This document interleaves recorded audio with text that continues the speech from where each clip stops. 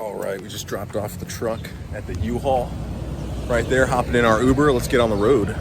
So just the other day, I was sitting in the back of class and looking at Jeeps on G503 forums, and I found a listing that looked really good.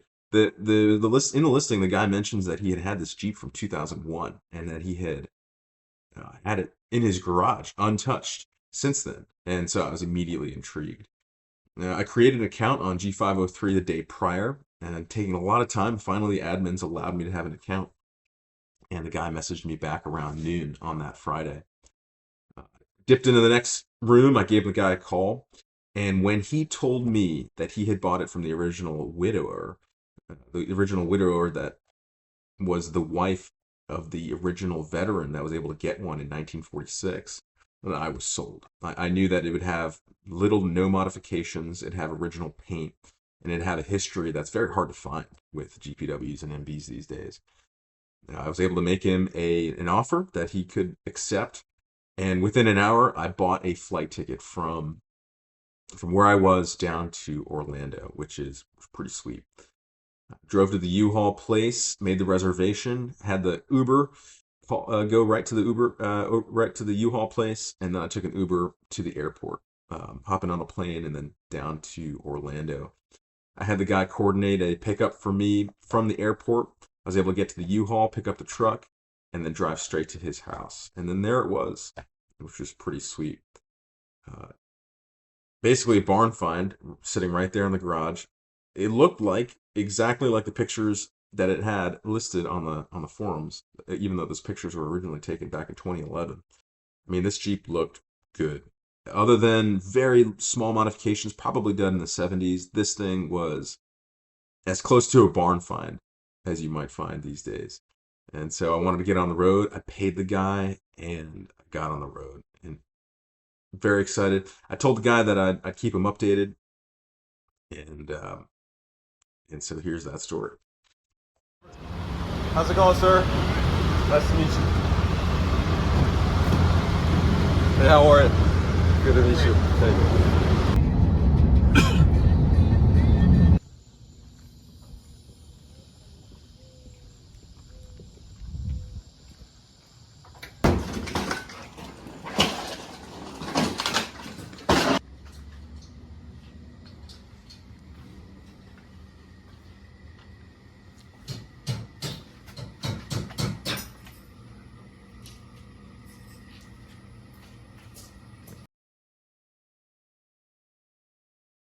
Shield's held down, so don't have to worry about it.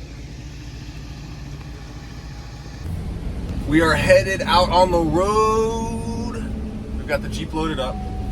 Tires are good. Trailer is basically brand new, so I'm not worried. I'm not worried. All right, let's hit the road.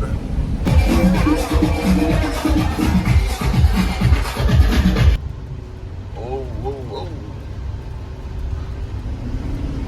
And last leg back to New River, U-Haul. All right, we are at Wawa. We're about 10 minutes outside of Savannah.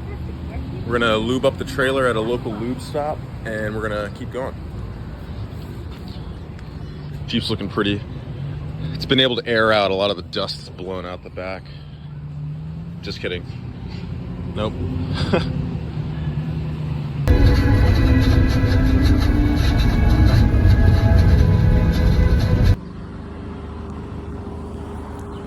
Just dropped off the U-Haul. We're back right where we started 2 days ago. We'll head over back to the house and take a really good look at the Jeep. The drive was not too bad. It was only 9 hours. I was able to stop at Jacksonville, and that cut the drive down by 2.5 hours for yesterday's haul. Yeah, it's good. It's a good trip. Pretty simple.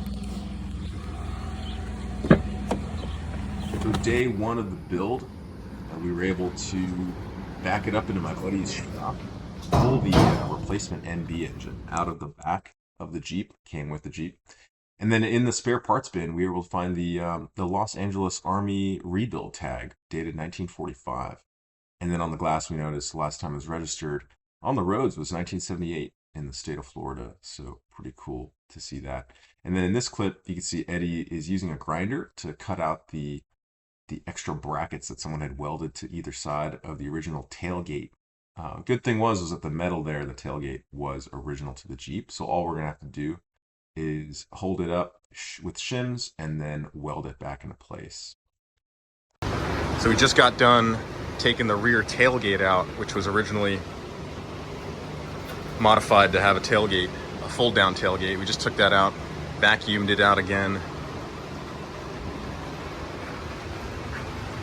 saving all the original screws in here, and then getting rid of all the aftermarket 70s stuff.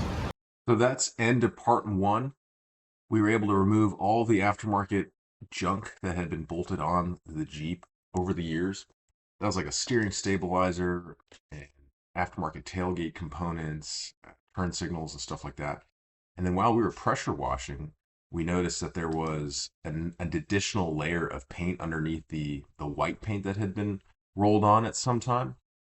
And so we were able to break down at least one layer of paint before we start moving into some chemical stuff in the next video.